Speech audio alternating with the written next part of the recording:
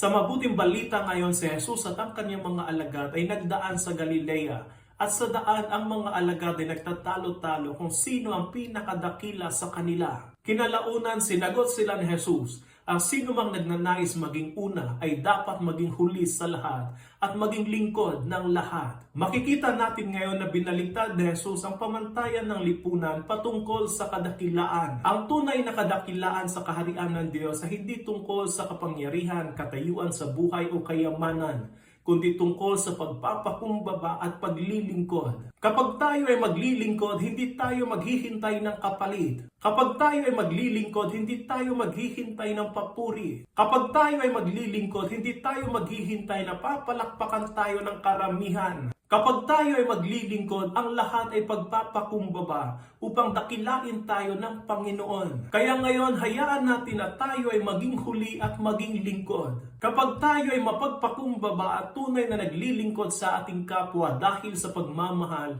tayo ay dinadakila ng Panginoon. Ang kaharian ng langit at ang puso ng Panginoon ay malapit sa mga mapagpakumbaba at matulungin sa kapwa, ngunit malayo sa mga mapagmataas at mapagpanggap.